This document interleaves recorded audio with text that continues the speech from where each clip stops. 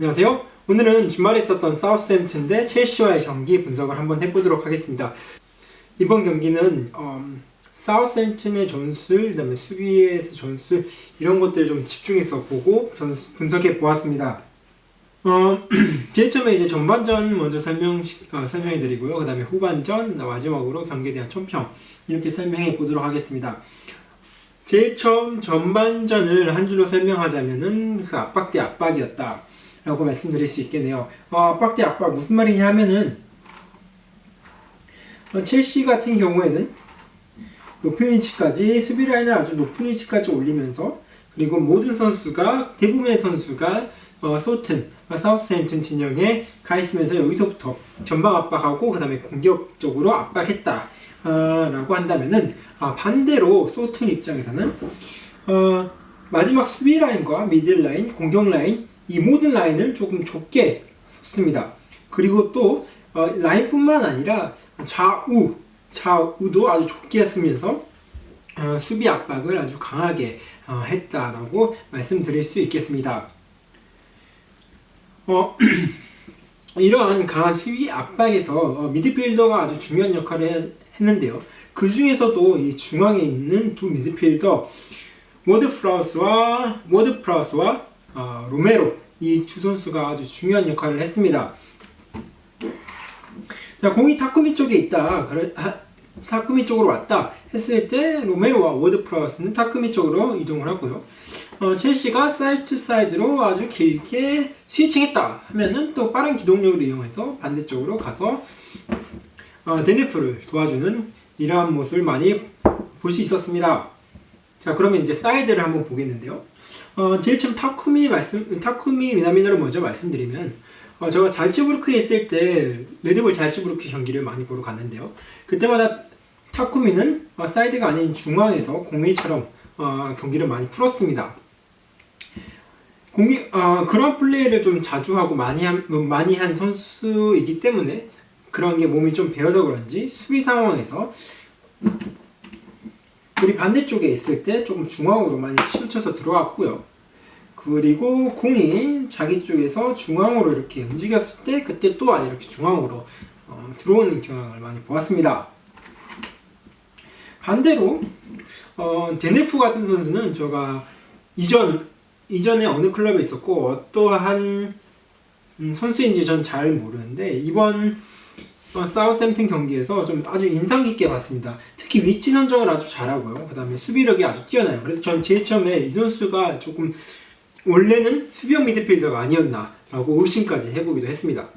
자, 어떤 위치를 잘 잡냐 한번 예시를 들어서 한번 설명해 드리겠는데요. 전반전 21분 상황이었어요. 첼시의 공격에서 공이 타쿠미 쪽 네네프의 반대쪽에 있었습니다. 베르나르츠가 압박하러 올라오고요. 타쿠미는 그 압박을 도와주러 옵니다. 베르나르가 앞으로 나감에 따라서 전체적으로 포백은 베르나르츠 쪽으로 한 칸씩 움직이게 되는데요. 자, 반대쪽 베르나르츠의 반대쪽 풀백 베나르크도 이렇게 같이 한쪽으로 밀리면서 베르너와 그 뒤에 알론소가 아주 프리한 상황에 놓이게 되는데 이 데네프가 베르너와 알론소 이 중간 지점에 서 있었습니다. 공이 어느 쪽으로 와도 빠르게 움직이고 빠르게 압박할 수 있는 그런 위치를 좀 점유하고 있었죠. 예를 들어서 자, 첼시가 다시 한번 더 사이드로 베르너 쪽으로 길게 보낸다 했을 때 데네프는 베르너가 공을 잡기도 전에 헤딩으로 걷어내고요. 아니면은 첼시가 방안을 돌려서 알론소에게 붙는다 했을 때 알론소에게 빠르게 접근할 수 있는 이러한 좋은 위치를 좀 점유하고 있었습니다. 앞에서 말씀드린 것과 같이 사우스햄튼은 이 미드필더와 수비 라인을 아니면 미드필더와 공격 라인을 아주 좁게 섰고 그 다음에 좌우로도 아주 좁게 섰다고 말씀드렸는데요. 그를 통해서 수비적인 압박을 조금 최대한 모든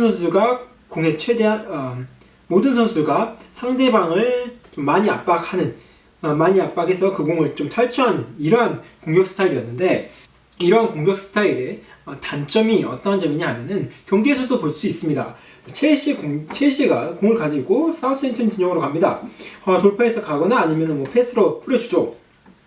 패스를 뿌려줘서 4전 아니면 5전에 있을 때 당연히 사우스햄튼 선수들이 이렇게 압박을 3명의 선수가 첼시 선수에게 붙이면서 압박을 성공했습니다. 그래서 공을 탈취했어요. 자, 여기서 다시 탈압박을 하고 사우스햄튼 전방 쪽이나 아니면은 중앙 사이드 쪽으로 다시 뿌려야 되는데 이때 첼시가 다시 전방 압박으로 다시 압박을 합니다. 그래서 사우스햄튼이 탈압박에 실패를 하게 되죠. 다시 공은 첼시 쪽으로 가고 첼시가 탈압박으로 중앙으로 보내고 중앙에서 반대쪽 완전 프리한 쪽으로 길게 보내게 되는 경우를 좀 볼 수 있었는데요. 사이드에서 공을 받은 첼시 선수는 아주 위협적인 첼시의 공격을 다시 만들어낼 수 있는 기회를 갖게 되는 것입니다. 자, 그럼 다음으로 후반전 이야기를 한번 해보겠는데요. 후반전도 한 문장으로 말씀드리면은 치고받고 싸웠다. 다시 말해서 그냥 맞짱 떴다라고 좀 말씀드리고 싶습니다. 토마스 투흐리 일부러 수비 라인을 밑으로 내렸는지 아니면 경기를 하다 보니까 자연스럽게 수비가 밑으로 내려와서 경기를 했는지 제가 어떤 것인지는 저 말씀드리기 어렵지만 경기에서 제가 객관적으로 볼 수 있었던 거는 전반전에 비해서 첼시의 수비 라인이 조금 많이 내려와서 후방 빌드업을 했습니다. 자, 후방 빌드업을 하게 되면요, 당연히 사우스햄튼 공격수가 올라와서 전방 압박을 하게 되겠죠. 사우스햄튼 공격수가 전방 압박을 하고 미드필더가 같이 따라와서 전방 압박을 도와주게 됩니다. 전반전에 제가 말씀드렸던 거는 사우스햄튼 라인이 아주 좁게 형성되어 있다고 했는데 후반전에는 그 라인들이 이렇게 많이 벌어졌어요. 그래서 보시면은 미드필더와 수비 라인, 여기 라인이 조금 많은 공간이 있음을 볼 수 있습니다. 후반전에 사우스햄튼이 이런 공간들을 많이 내어주고 또 전반전에 많이 띄워져서 그런지 사우스햄튼의 선수들의 기동력은 전반전에 비해 많이 낮았습니다. 그래서 첼시가 좀 더 위협적인 공격을 할 수 있었는데요. 한 가지 예를 좀 들어보겠는데요. 후방 빌드업 과정에서 첼시가 후방 빌드업 과정에서 그 사우스햄튼 미드필더 3선에서 탈압박을 잘 하고 전방으로 이렇게 공을 보내주게 됐을 때는 보내주게 되면은 사우스햄튼은 아주 위험한 상황을 맞닥뜨리게 될 수밖에 없습니다. 첼시의 미드필더 4명이고요. 그 양쪽 사이드는 제임스와 알론소 아주 빠른 선수들, 공격력이 출중한 선수들이 뛰고 있고요. 그 다음에 앞에 스립톱 또한 공격력이 폭발적입니다. 공격력이 뛰어난 첼시 선수들과 그 다음에 숫자 싸움에서 사우스햄튼은 질 수밖에 없는데요. 그래도 사우스햄튼 수비가 조금 압박을 좀 강하게 하고 파울과 태클을 좀 강하게 하면서 첼시의 공격을 잘 막아냈습니다. 자, 여기까지가 제가 주관적으로 경기 중에 볼 수 있었던 그런 점이었고요. 자, 마지막으로 이제 총평을 한번 해보자면요. 사우스햄튼 선수 중에서는 작년 타쿠미 미나미노가 아주 경기를 잘 해주었습니다. 첫 골도 만들어 주었고요. 경기 중에서 많이 띄워주었고, 그 다음으로 진짜 제가 손에 꼽고 싶은 선수는 데네프 선수인데요.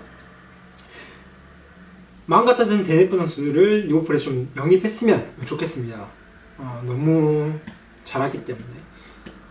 전반 시작하기 전에 첼시의 포메이션을 보면서 첼시 라인업을 보면서 깜짝 놀랐었던 거는 캉테와 코바치치가 짝꿍을 이뤘어요. 그 전 경기에서는 코바치치와 조르지뇨가 짝꿍을 이뤄서 아주 경기를 잘 풀어나갔습니다. 특히 조르지뇨가 후방 빌드업 상황에서 밑으로 많이 내려와서 좀 조율하는 게 아주 좀 인상 깊게 보았는데요.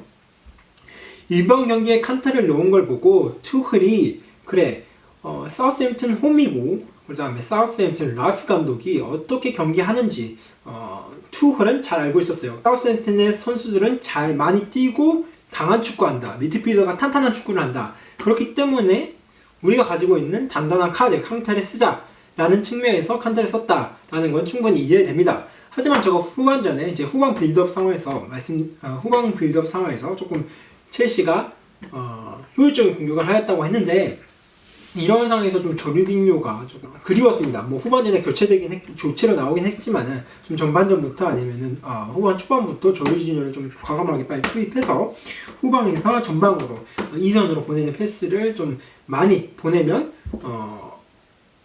경기에서 승리를 가져갈 수 있지 않았을까 싶습니다. 네, 여기까지가 이번 주말에 사우스햄튼과 첼시와 있었던 경기 분석이었고요. 저는 굉장히 사우스햄튼 쪽에서 많이 경기를 보았고 분석을 했습니다. 왜냐하면 전반전에 보여주었던 사우스햄튼 선수들의 그 움직임과 점수는 정말 배울 점이 많은 그러한 경기였습니다. 네, 감사합니다.